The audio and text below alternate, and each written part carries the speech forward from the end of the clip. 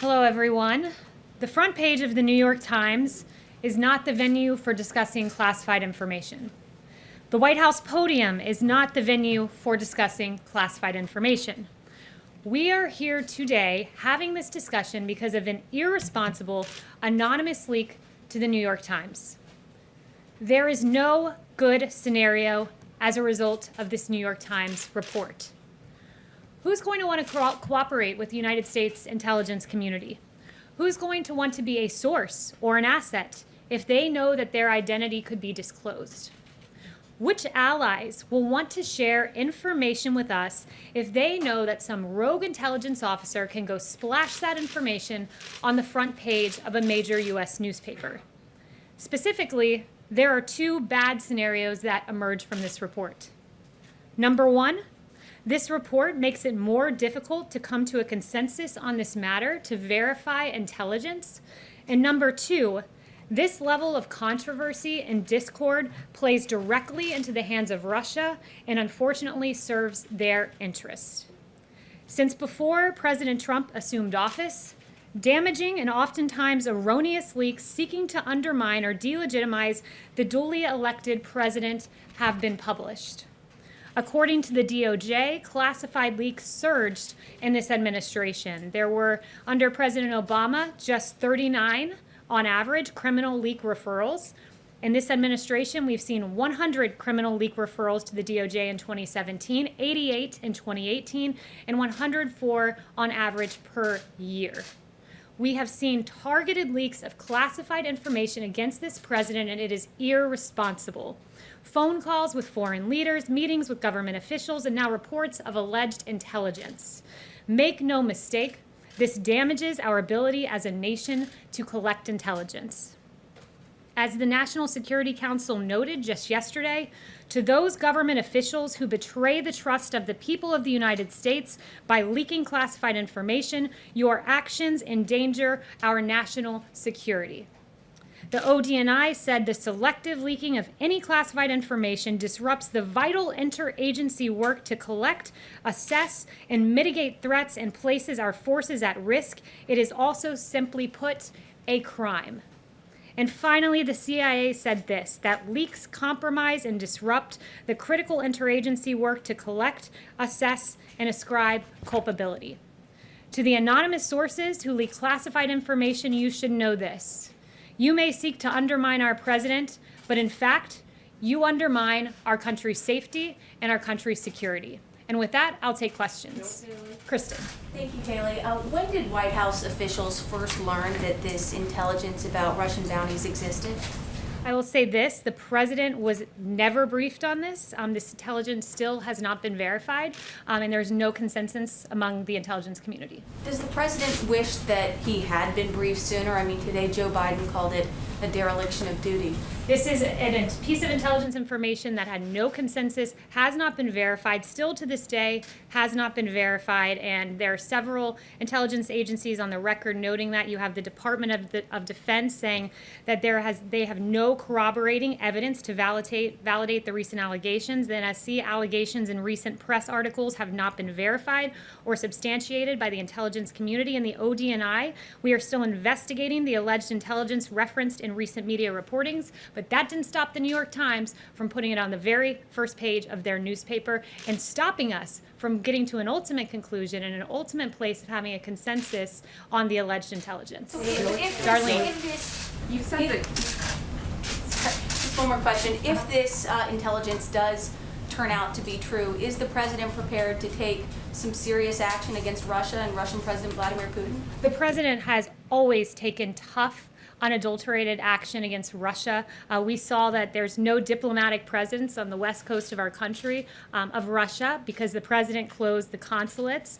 We saw he expelled 60 Russian intelligence officers, sanctioned hundreds of targets, withdrew from the INF Treaty, the Open Skies Treaty, tried to halt Nord Stream, still trying to do that, impose visa sanctions and many other actions. So make no mistake, this president is prepared to act and will always act in protecting our American troops.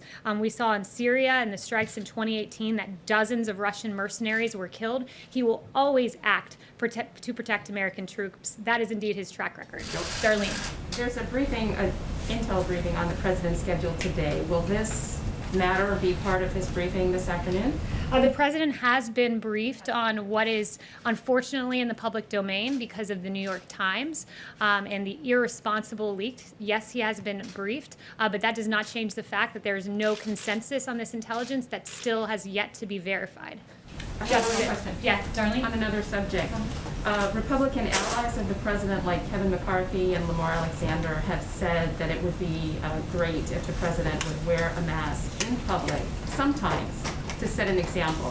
How much weight do words from McCarthy and Lamar Alexander carry with the president? The president has said he has no problem with masks, that he encourages people to make whatever decision is best for their safety and to follow what their local jurisdictions say. CDC guidelines are still recommended but not required. And the president is the most tested man in America. It's his decision whether to wear a mask. Justin.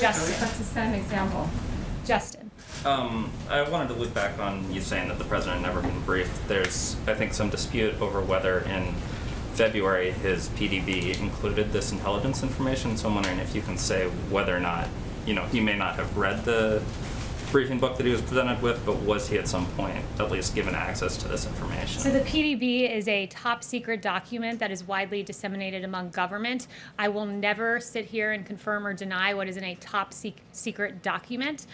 So I'll leave it at that. One thing I will say that is routine is when there is intelligence. I was speaking with some folks over in NSC about this earlier and some other folks around the White House. When we get intelligence verified or unverified, deemed credible or not credible, deemed consensus or no consensus, if that information in any way impinges upon the safety of our troops, that information goes to our troops on the ground and to our allies so they can take the appropriate measures. What is briefed up to the president in this case was not the case, was never briefed to the president of the United States because there was no consensus. What is briefed to the president is when there's a strategic decision to be made. So in this case, if there was a strategic decision to be made vis-a-vis Russia, those are the kind of things that are briefed to the president when they're deemed credible. But in this case, it was not briefed to the president. There's no consensus. It was not credible. But make no mistake, this president will always protect American troops. I mean, sorry, just to follow on that, I think there's 2 points. One, I would say that press secretaries in the past have disclosed in certain instances what was in the PDB. But secondly, this is a relevant issue because I think critics have already seized on this and said, well, if the president isn't reading his PDB, he might not know that there are these policy decisions to be made, right? If a president was presented with this information, it's unverified, he could be alarmed, change his posture towards Russia, conceivably ask intelligence officials to work harder to determine whether or not this was true, make a series of judgments. And so I guess more broadly, I would re-ask the question of whether it was in his material, but ask you maybe to defend why the president isn't necessarily reading his PDB when there are these types of issues that could arise. The president does read, and he also consumes intelligence verbally. This president, I'll tell you, is the most informed person on planet Earth when it comes to the threats that we face. You have Ambassador O'Brien, who sees him in person twice a day, who sometimes takes the upwards of half a dozen calls with this president. He's constantly being informed and briefed on intelligence matters. But I'm not going to allow the New York Times to dictate when we give top secret information and don't give top secret information. That's an untenable proposition. Circle there, then. Yes. Emerald. Thanks, Kayleigh. Does the White House have any comment on Bruce Oher testifying before the Senate Judiciary Committee on the Hill today? So no comment on that specifically, but what I would say more generally is that what Bruce Oher and others in the Obama-era government have to answer for is quite substantial. When you had a dossier full of lies weaponized against this president, Bruce Oher's wife, of course, being involved in the creation of that dossier, which was funded by the Democrat National Committee and in coordination with the Hillary Clinton campaign, and was used to spy on the Trump campaign to be the basis for 2 FISA warrants, to launch a 3-year investigation into Russia collusion that ultimately ended in an exoneration of this president and an immense waste of taxpayer dollars.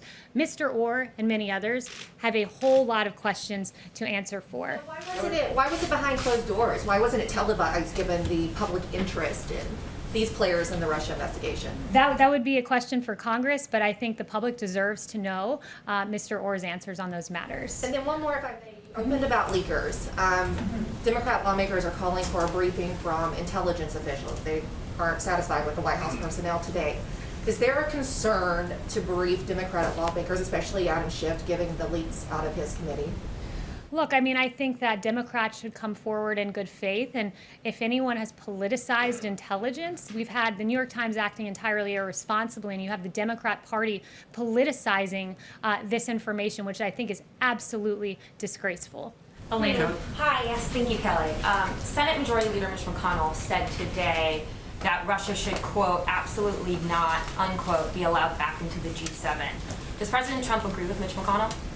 Look, I haven't spoken to him on that matter. The president believes that we have to have diplomatic relations with the top economies of the world, but there's been no one that's been tougher on Russia than this president. I went through several of those actions. And also, I would note that when it comes to acting on viable, actionable, credible intelligence, there has been no one who has acted more forcefully than this president. He has a track record of that. He has made protecting our American troops overseas his highest and strongest priority. As you know, Soleimani was responsible for the deaths of 600 Americans and thousands maimed from, quote, explosively formed penetrators, other improvised explosive devices, improvised rocket-assisted munitions, rockets, mortars, rocket-propelled grenades, small arms snipers, and other attacks in Iraq. This is what Soleimani did to our American troops. You had President Bush, who declined to strike Soleimani, who was, quote, in the crosshairs, according to the New York Times. You had Obama Biden, who, quote, never made an effort to strike Soleimani. But you had this president, who, when he had actionable intelligence to protect American troops, he did it. He took that option. He was criticized by Democrats. Democrats condemned Trump's strike on Soleimani, as your publication Axios had in a headline. NBC said Democrats demand answers on Soleimani killing. Politico top Democrats blast Trump's false justification for Soleimani killing. And The Atlantic asked, why kill Soleimani now? We removed Soleimani from the battlefield. President Trump did to protect our American troops based on credible intelligence. He did the same with al-Baghdadi, who was responsible for 300 public beheadings, who killed thousands of captured prisoners of war. When this president had actionable intelligence, he took action, criticized by Democrats for it, but that's what this president does. He acts in defense of our American troops. Sorry, David. just a follow-up, Kelly. You said it was targeted leaking to the New York Times. Who's doing the targeting and why are they doing it? It's a great question, but these are rogue intelligence officers who are imperiling our troops' lives. We will not be able to get, very likely not be able to get a consensus on this intelligence because of what was leaked to the New York Times. And you have both the NSC, ODNI, and CIA all noting what damage this leaks does, not just to the safety of our troops, which is paramount, but to the ability of the United States to aggregate information from our allies and have assets and get this valuable information. So who's doing it? It's Members of the IC are going after Trump. Is that what you're saying? it very possibly could be. And if that's the case, it is absolutely despicable. Kelly. Yes.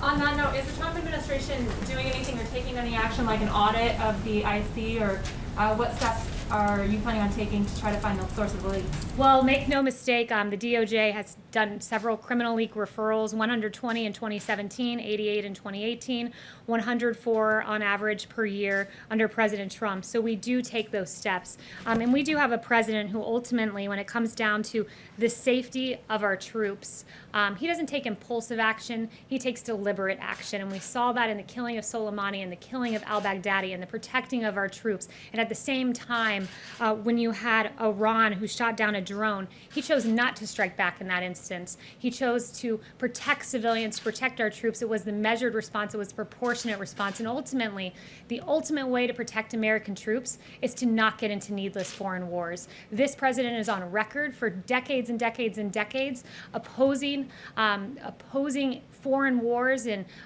Iraq is a great example. A nearly 2-decade war. You have this president who, when Washington Washington was unanimous in saying, we're going into Iraq, this president said, no, that's not the right decision. He's wound down our troop presence in Afghanistan and Iraq, and he's ultimately protected American troops and kept this country safe. And this president has a very strong foreign policy record to be incredibly proud of. Thank you.